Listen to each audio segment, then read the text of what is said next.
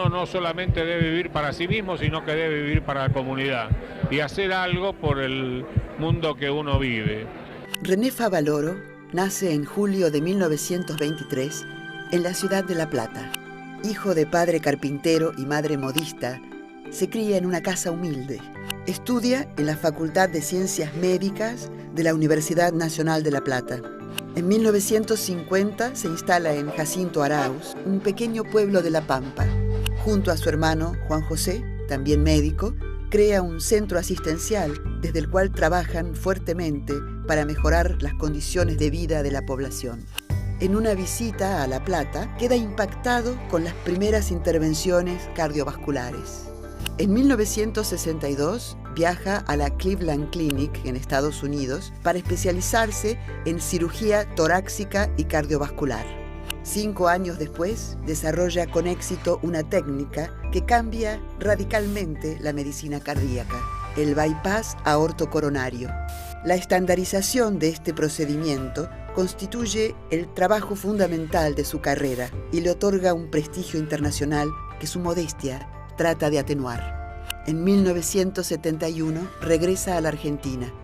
4 años más tarde crea la Fundación Favaloro, una institución que realiza decenas de trasplantes de corazón y forma más de 400 residentes provenientes de todos los puntos de la Argentina y del resto de América Latina.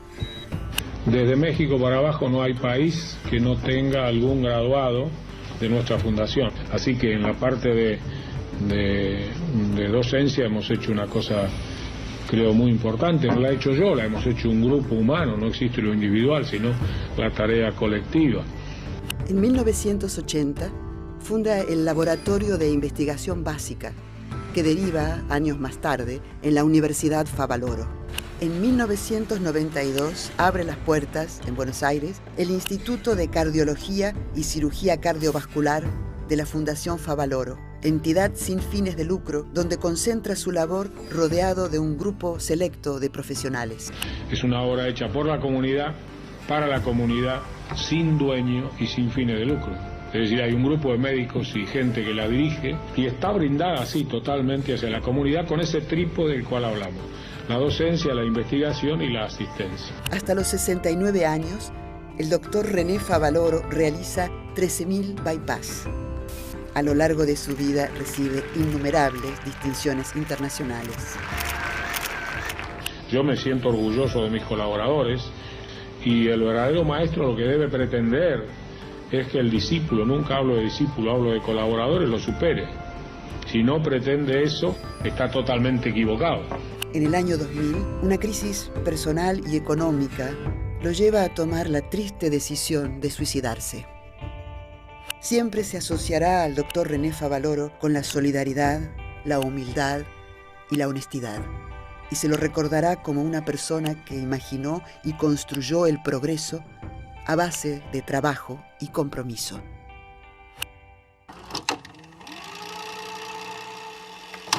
Usted es un sanmartiniano, doctor. Sí, yo quiero ser estábamos buscando acá para después mostrar algunas cosas. Este es un libro que yo escribí, ¿Conoce usted a San Martín? Yo le he dedicado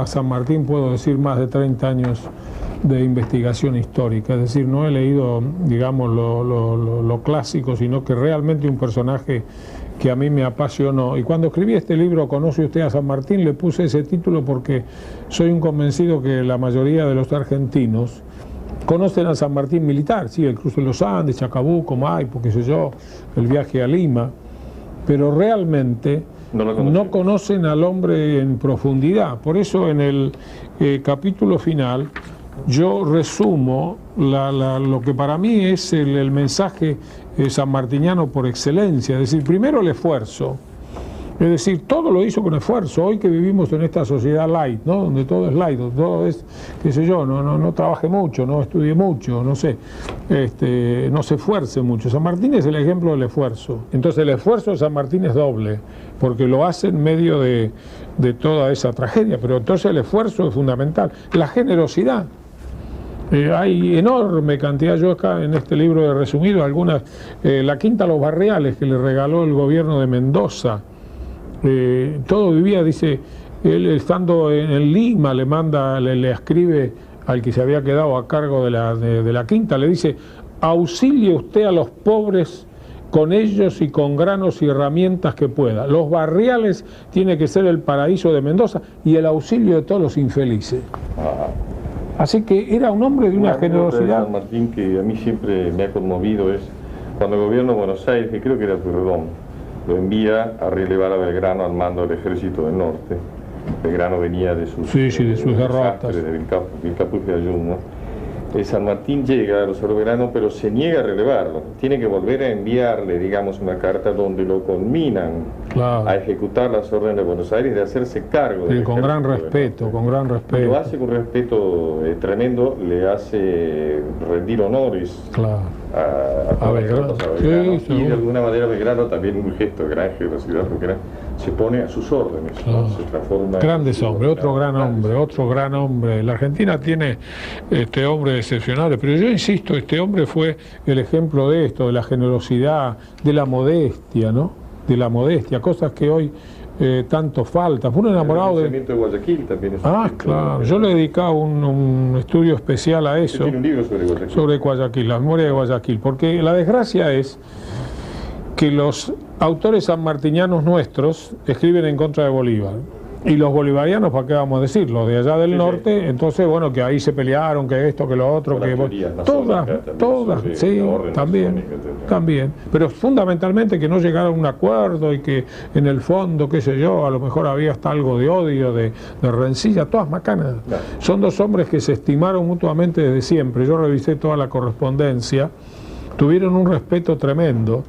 Y hay una conferencia previa que pasó desapercibida, yo diría, para no decir todos, para la inmensa mayoría de los historiadores, que es una conferencia un mes antes entre Monteagudo y Mosquera, que era un hombre muy importante en el grupo de Bolívar. Una conferencia un mes antes de Guayaquil. Ahí está todo aclarado.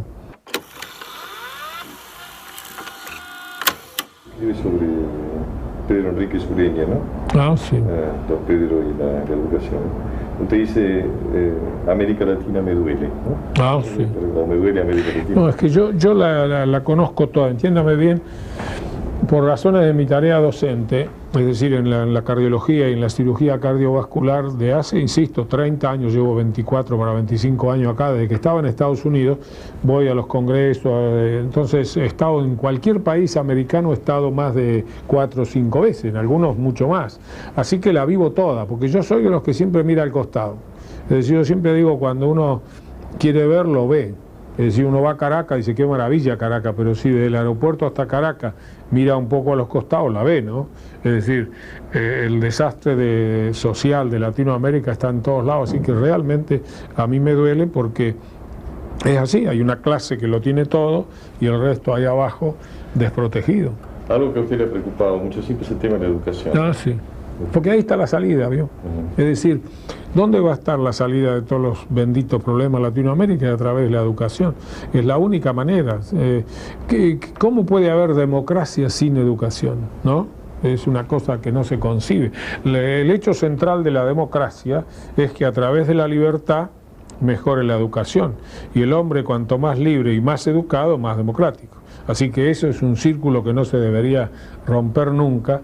Y entonces yo confieso, desde que estaba en el Colegio Nacional, que era celador, me nombraron celador, ya estaba en La Plata. En el colegio, yo nací en La Plata, estuve ahí. Desde esa época de cuarto, quinto grado del colegio, que yo era celador hasta ahora, siempre he estado en la educación, ¿no? No ha habido un año que yo no esté en la facultad, lo mismo, era ayudante de las cátedras, después, bueno, siempre en el campo. Se podría decir que usted ha sido uno de los, un gran médico no sé, que ha creado escuela, ¿no? Lo cual no es... Sí, yo no niego eso. Yo no niego eso. Yo no niego eso. Yo siempre digo que ojalá se me recuerde como educador y no como cirujano cardiovascular. Lo he dicho públicamente en alguna ceremonia o qué sé yo. Sí, cirujano cardiovascular, lo que se quiera, pero que se me recuerde más como educador. Porque mire, nosotros acá en esta fundación ya hemos graduado más de 400 médicos, la mayoría de ellos en nuestra especialidad. están desparramados por toda Latinoamérica. De México para abajo no hay país que no tenga graduados nuestros. Entonces lo hay más lindo, lo que usted dice, la escuela, la familia, que se va desparramando. Usted ha sido el creador, ¿no es cierto?, el inventor de una técnica realmente extraordinaria que ha salvado o ha prolongado muchísimas vidas, que ha tenido una impresionante resonancia mundial, que es la técnica del bypass, ¿no es cierto?, la técnica de la yo siempre tantos problemas, digamos, ¿no?, cardíacos que antes no tenían solución, ¿no? Sí, yo creo que eso sin duda lo condena a usted a ser recordado siempre como un gran científico, ¿no?, como un sabio, sin duda, ¿no? No, yo siempre digo, nadie inventó nada. Lo que hizo es cambiar algunas cosas, modificar. Ciencia es evolución, ¿no? Siempre hay alguno que antes contribuyó a algo. A mí me tocó la suerte, el destino, Dios, qué sé yo, me colocó en un lugar en la Cleveland. Yo fui a la Cleveland Clinic a Estados Unidos, donde había un hombre excepcional que era Mason Son, que inventó el cateterismo. Así que en la Cleveland Clinic estaban 10 años adelantados, había miles de pacientes que habían sido estudiados por cineangiografía a través del cateterismo. Así que ahí había un tesoro tremendo acumulado. Fue un maestro. Mason fue un hombre excepcional. Yo el libro que escribí sobre de La Pampa, Estados Unidos, que en Estados Unidos se conoce como el Challenging Dream of Heart Surgery, ese está dedicado a Mason Son.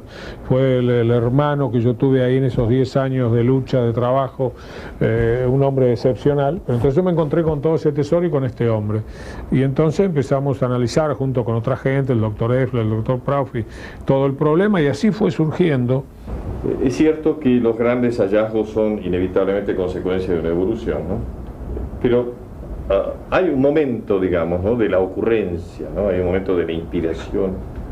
Hay un momento de Newton, que supuestamente se le cae la manzana, pero alguna manzana que a él le produce algo. ¿Usted recuerda el momento que a usted se le ocurrió? No, mire, nosotros veníamos trabajando del año 62 en este problema de cómo aumentar la sangre, el problema de la angina de pecho y del infarto y de todo eso, porque no llega sangre al músculo cardíaco, ¿no? El corazón, que es un pedazo de carne, yo siempre digo a la gente, en el campo que se come, lo que sea, un pedazo de carne, que requiere mucha sangre porque trabaja 24 horas del día. Así que todo el problema es que no llega suficiente cantidad de sangre, entonces trabajamos del año 62 con diversas técnicas para aumentar la cantidad de sangre que llegara a ese músculo que estaba ahí, como nosotros decíamos, isquémico, sediento de sangre oxigenada. Así que trabajábamos con varias técnicas.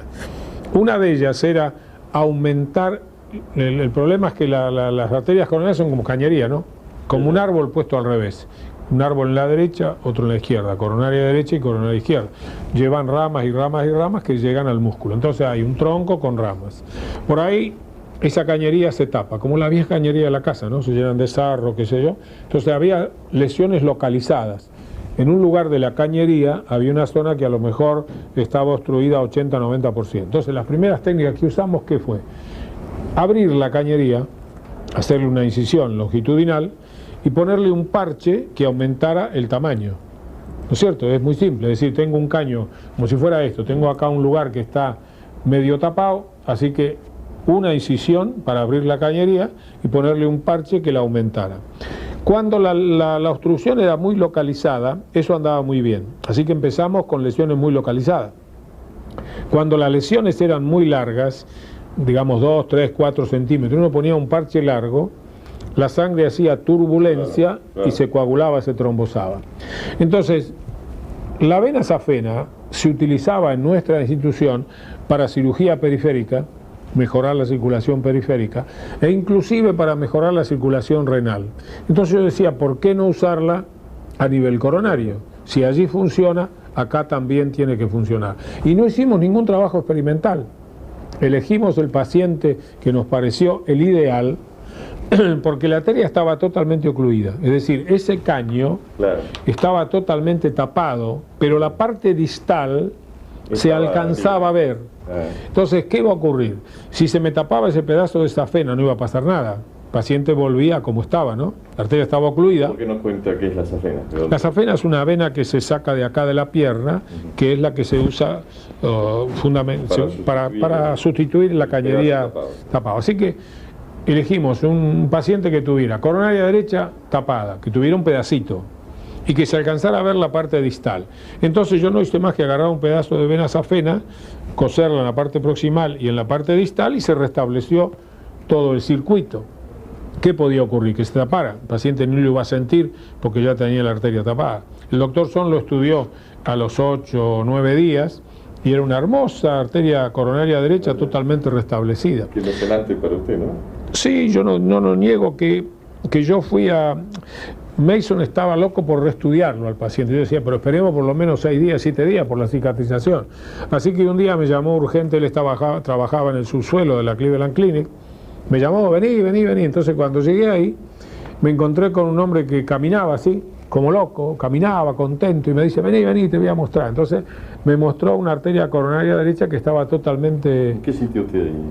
Y yo sentí que habíamos dado un paso importante, pero que quedaba mucho por hacer. Así que empezamos a hacer después ya no la interposición, que era esto, sino los bypasses de la cara anterior de la aorta, y en el año 68 fue el gran desarrollo. Esto empezó en el 67. En el desarrollo nosotros empezamos a operar infartos agudos, cosa que hoy parece, pero ya empezamos a operar a algunos pacientes con angina inestable, infarto agudo, hacer bypasses con reemplazo valvular, hacer bypasses con resección de parte del músculo cardíaco, es decir, habría mucho que contar. Todo se hizo, el gran desarrollo, en el año 68. Y después yo tuve la chance de presentar todo esto en el año 70 en el 6º Congreso Mundial de Cardiología de Londres, que fue así una anécdota para contar, porque había ahí, estaba el doctor Friedberg, Charlie Friedberg, que ya falleció, era un médico un gran cardiólogo de Estados Unidos, un hombre excepcional. Yo le decía que había errado la profesión, yo le decía que Bob Hope se hubiera quedado corto. Él sabía, sí, era un fenómeno haciendo chistes, ¿no? En ese congreso de Londres, él empezó así. Después que yo presenté la estadística y las cosas, dijo, estos cirujanos son siempre igual. Dice, si el corazón tiene un agujero, hay chicos que nacen con defectos, ¿no? Si el corazón tiene un agujero, se lo tapan. Si el corazón no tiene un agujero, les fabrican un agujero. Entonces, la gente se reía, fue una cosa así. Pero todo el mundo en el Congreso de Londres cometieron el error. Había un aula magna, digámoslo así, que cabían 3.000 o 4.000 personas, y el segundo salón cabían 1.200. Entonces cometieron el error de poner esta discusión entre Friedberg y el que habla en ese salón de 1.200 personas. Cuando llegamos ahí, cuando yo llegué una hora antes con los diapositivos y las cosas para este debate, ya el salón estaba lleno. Entonces había gente afuera y qué sé yo. Entonces al final cerraron las puertas. De afuera se sentían los gritos y los golpes de la gente, de los médicos, que no aceptaban que lo hubieran excluido. La sesión empezó y en un momento dado la presión de los médicos fue tan tremenda que las puertas se abrieron y cientos de médicos empezaron a caer adentro del auditorio, se caían en el suelo. Yo miraba a Paul Dewey, una avalancha, el pobre Paul Dewey, un médico excepcional, el fundador de la cardiología, un médico de Harvard, un viejito excepcional, casi se cae si no lo agarran. Así que bueno, tuvo que venir el secretario del Congreso, que era el doctor Goodwin, que después fue presidente de la Federación Mundial, y entonces entró a hablar con nosotros. ¿Qué hacemos? ¿Qué no hacemos? Los médicos gritando. Y entonces los calmamos diciendo que íbamos a repetir el debate a las 6 de la tarde, cosa que era imposible, un debate no. Entonces se calmaron, se fueron, se pudieron otra vez cerrar las puertas y comenzamos el debate. Usted me habla de un hecho extraordinariamente decisivo en la medicina mundial. Y me está hablando de un escenario central, digamos, de la medicina. Me está hablando de grandes personalidades de la medicina mundial. Pero usted es un hombre que viene de ser médico rural en una provincia, digamos, pobre de este país. Muy buena provincia, perdido en el hemisferio austral, o sea, la provincia de La Pampa, de esa ignota república argentina que está ahí para todos ellos. Es un proceso fantástico, ¿no es cierto? Porque usted pasó 10 años como médico. 12 años, casi 12 años, sí, en un pueblito chiquito. Estudia en La Plata, se va a La Pampa, se recibe, se va a La Pampa a ejercer como médico rural. Sí, en un pueblito que no tenía ni... ¿Cómo fue ese salto así? ¿Cómo es esa secuencia, no? Yo fui allí, bueno, sería largo, yo escribí un librito ahí sobre todo lo que hicimos para cambiar toda la cosa cultural de esa zona y la medicina, así que de una casita vieja hicimos una clínica y con mi hermano ahí hicimos mucha tarea atendíamos a todos por igual. ¿Qué iba a hacer medicina rural? Por muchas cosas. Yo tendría que decir, me tocó un momento muy difícil. Hubo varias circunstancias que yo las nombro ahí en el libro. Yo venía de una familia muy humilde, seguía siendo humilde, mi madre era modista, mi padre carpintero. Si la gente yo no, sí, yo no tengo por qué no contarlo. Primero porque yo venía de una familia humilde, y bueno, insisto, mi madre era una laburante ahí con su máquina de coser, mi padre con un pequeño taller, etcétera, así que bueno, ese era un factor. Lo segundo es que mi hermano tiene un accidente, que estudiaba medicina, tenía 2 años menos que yo y pierde una pierna.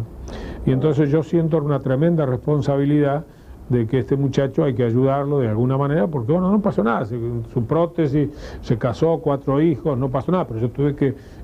Así que ahora mi responsabilidad aumentaba porque este muchacho estaba sin una pierna. Y después hubo algunos factores políticos de aquella época. Yo voy a decir algo y que se entienda perfectamente bien. Yo siempre aspiré a ser primero, qué sé yo, así que yo era el alumno, qué sé yo, que sacaba siempre sobresaliente, que estaba ahí a la cabeza de toda la clase. En el hospital estábamos de internos, vivíamos, dormíamos, comíamos, habíamos ganado el lugar por concurso. Yo trabajaba mañana, tarde y noche, vivía en el hospital. Y entonces se produjo una vacante, ya al recibirme se produjo una vacante de médico de guardia. Era donde yo más trabajaba, en la guardia. Llegaban pacientes de todos lados. Operábamos 12, 15, 20 pacientes diarios. Entonces el director del hospital, que era muy amigo de mi familia, me llama y me dice, bueno, de acuerdo a los antecedentes, todo, este puesto que se ha producido tiene que ser para vos, dice, pero tenés que llenar esta carta, esta tarjeta, que dice que no te opones a la doctrina nacional, no dice que apoyás, dice que no te opones a la doctrina nacional. Año 1949, 1950. 1949. Entonces, que no te opones a la doctrina nacional. Y del otro lado de la carta tiene que firmar o un diputado, qué sé yo, algún miembro del partido peronista, y entonces acá en la novena, nosotros el hospital pertenecía a la novena, estaba un diputado que se llamaba Valo, muy buena persona, venía muchas veces, traía pacientes, cosas, dice, yo lo hablé, te va a firmar. Y yo le dije, déjemelo pensar un poco, y salí, digo, bastante tristón, no porque, yo insisto, yo nunca he estado afiliado a ningún partido político, no sé si eso es una cosa a favor o en contra, pero que he defendido siempre la libertad, la justicia, qué sé yo, todas esas cosas siempre ha estado. En mi familia hay radicales, hay peronistas, yo tuve un tío en aquellos años que era hasta intendente de Avellaneda, se pasó del radicalismo al peronismo, yo no hago eso, sino que yo digo que a mí eso me pareció una cosa rara. Entonces volví como a 2 o 3 días y le dije, doctor, usted me dice que yo merezco este puesto por mis antecedentes en la universidad, por mi trabajo en el hospital, por todas estas cosas. Entonces yo no creo que si yo merezco este puesto tenga que firmar algo para demostrar que no estoy en contra de la doctrina oficial del gobierno y que todavía esto tenga que ser refrendado por un diputado. Me parece que no es lo correcto. Han ofrecido candidaturas, cargos ministeriales y demás, y en general usted tiene una colección de noes, ¿no? Sí, no, porque cada cual tiene que entender que nació para algunas cosas, es decir, yo por desgracia tengo esta trascendencia, la gente cree que yo soy dueño de la verdad, que todo lo que yo digo es cierto, no, yo me siento un hombre común, el día que a uno se le llene la cabeza de humo y se sienta un superdotado, un gigante, está sonado. Yo creo que hay que siempre tener los pies en la tierra y entender que yo soy el resultado del esfuerzo, del trabajo, de trabajar 10, 12, 14 horas diarias de toda mi vida, nada más. Pero entonces, por esta trascendencia sí que puedo tener al nivel de la gente, me han ofrecido algunas cosas. Y siempre lo he analizado con mucho cuidado, porque a veces los ofrecimientos llegaron en un momento inoportuno.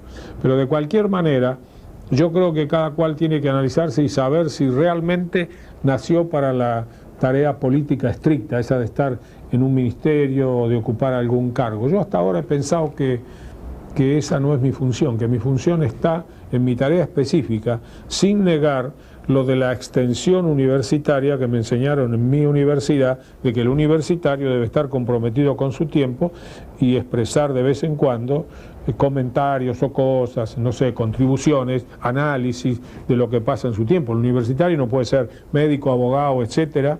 No hay ningún delito de que sea un gran médico, un gran abogado, un gran arquitecto, y no le interese lo que pasa. Pero yo creo que en el fondo es importante estar comprometido.